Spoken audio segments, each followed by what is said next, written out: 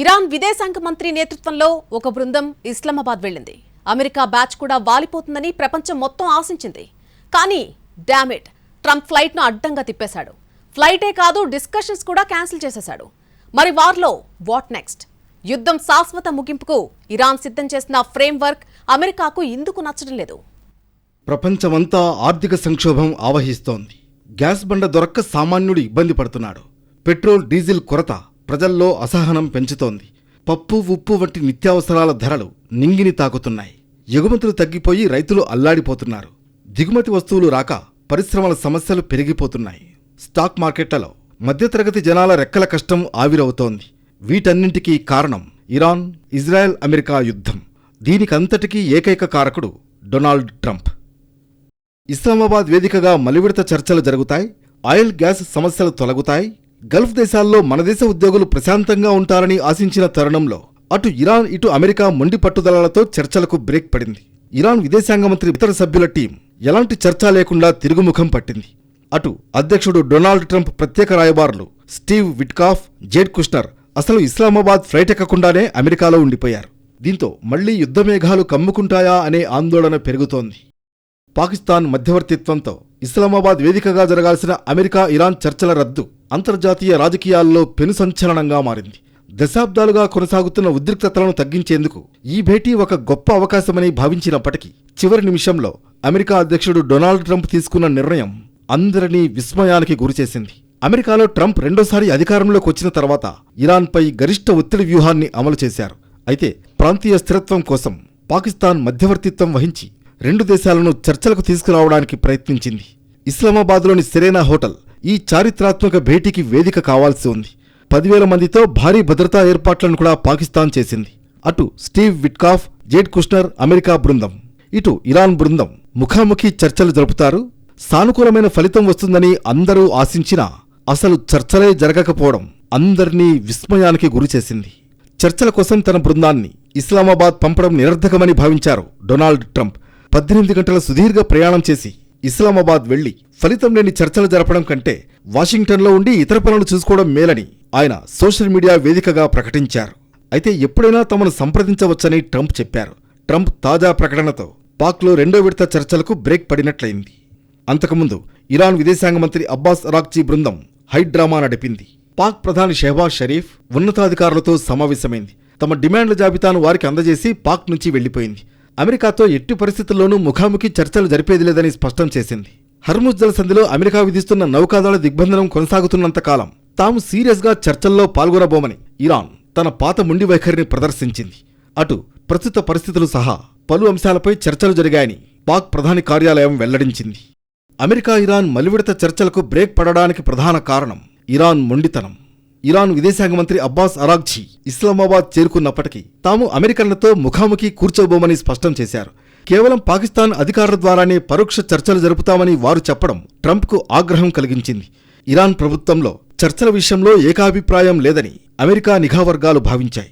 అటు Iran supreme leader, ఇటు ప్రభుత్వం మధ్య ఉన్న విభేదాల వల్ల చర్చలు విజయవంతం కావని ట్రంప్ నిర్ణయానికొచ్చారు. చర్చలు జరపాలనుకుంటే వారే తనకు ఫోన్ చేస్తారన్న ట్రంప్ వ్యాఖ్యలు చూస్తుంటే అమెరికా ఇప్పుడు ఇరాన్ను దౌత్యపరంగా మరింత ఒంటరిని చేసే దిశగా అడుగులు వేస్తున్నట్లు కనిపిస్తోంది. ఇరాన్ తన పంథాను మార్చుకోనంత వరకు ఇస్లామాబాద్ వంటి వేదికలు ఎన్ని ఉన్నా ఫలితం ఉండదని స్పష్టమవుతోంది. హర్ముజ్ జలసంధి దగ్గర ఇరాన్ నౌకల రాకపోకలపై అమెరికా కట్టుదిట్టమైన దిగ్బంధనాన్ని కొనసాగిస్తోంది. ఇదే చర్చల ప్రతిష్టంభనకు ప్రధాన కారణమవుతోంది. జలసంధిపై నియంత్రణను మరింతకాలం పొడిగిస్తామన్నారు అమెరికా రక్షణ మంత్రి పీట్ హెగ్సెత్. హర్ముజ్ చుట్టూ అమెరికా నేవీ దిగ్బంధనాన్ని ఉక్కు కవచంతో పోల్చారు.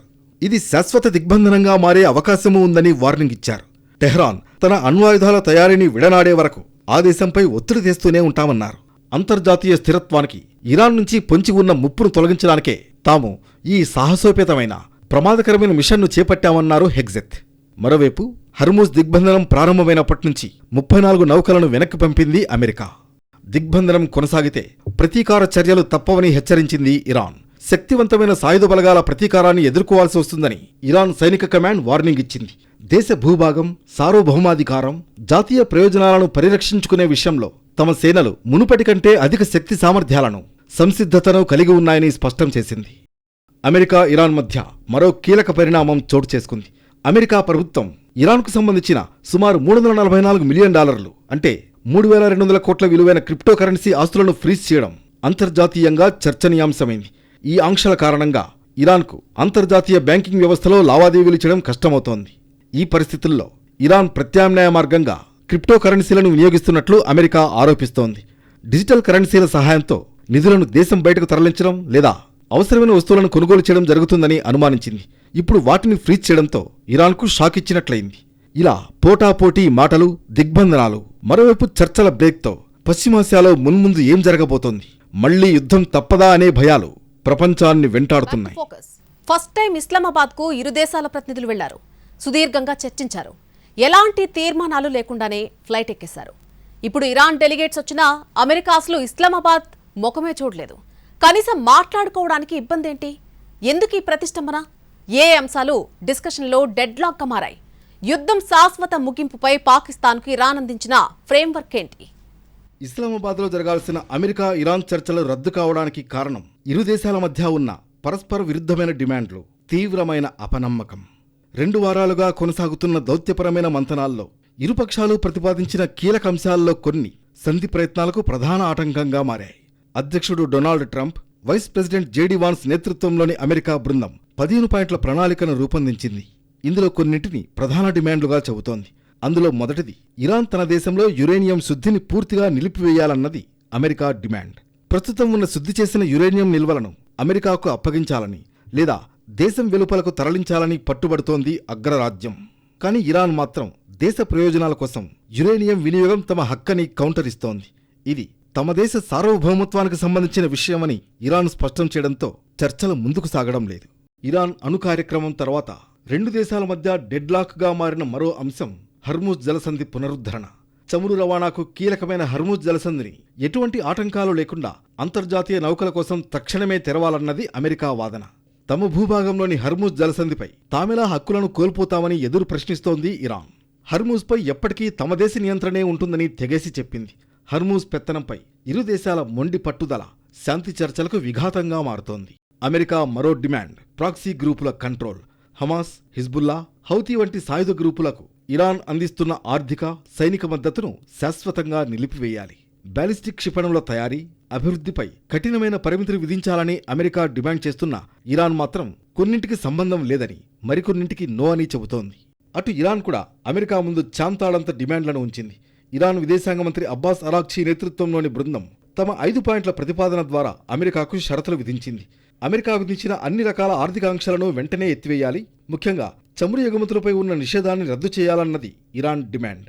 ఏప్రిల్ 13 నుంచి అమెరికా విధిస్తున్న కౌంటర్ బ్లాకేడ్ను తక్షణమే నిలిపివేయాలి. జపాన్, ఖతార్, లక్సెంబర్గ్ వంటి వివిధ దేశాల్లో నిలిచిపోయిన సుమారు $120 బిలియన్ ఇరాన్ నిధులను విడుదల చేయాలని పట్టుబడుతోంది. అమెరికా ఇజ్రాయెల్ దాడుల వల్ల జరిగిన ఆస్తి, ప్రాణ నష్టానికి అమెరికా నుంచి భారీ నష్టపరిహారం కోరుతోంది ఇరాన్.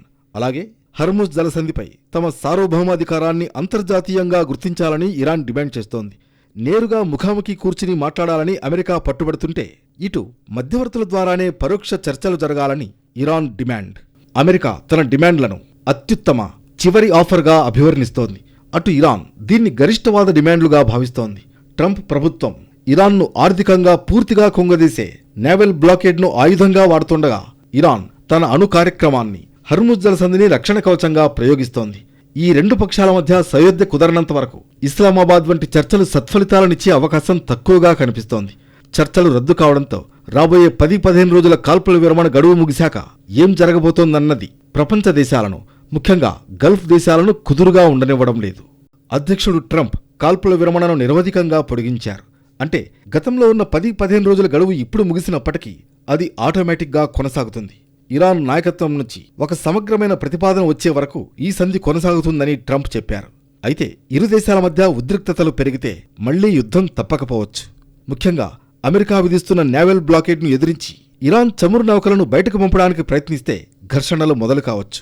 ఇరాన్ తన క్షిపణులతో లేదా నౌకాదళంతో ఈ జలసంధిని పూర్తిగా అడ్డుకుంటే అమెరికా మళ్లీ దాడులు చేసే అవకాశం ఉంది.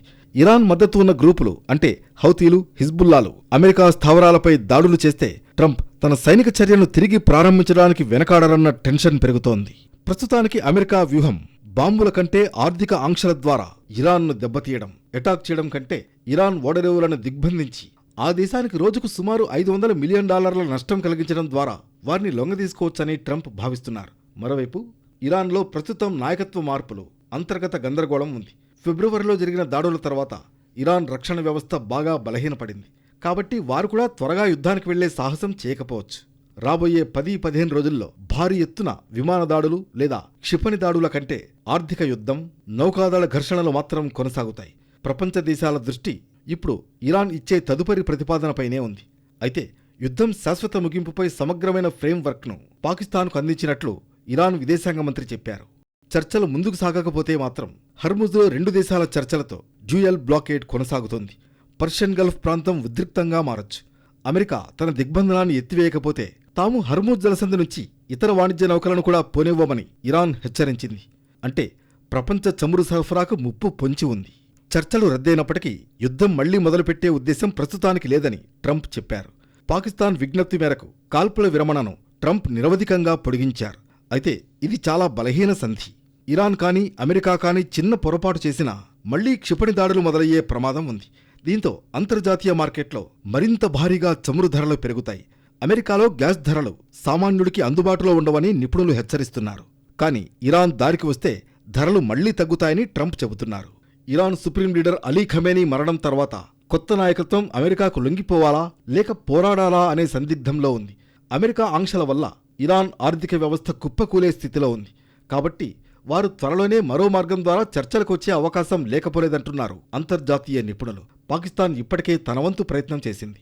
ఇప్పుడు ఒమన్ లేదా స్విట్జర్లాండ్ వంటి దేశాలు మళ్లీ తెరపైకి వచ్చి రహస్య చర్చలకు ప్రయత్నించవచ్చు. యుద్ధం పూర్తిగా ఆగలేదు, అలాగని శాంతి నెలకొనలేదు.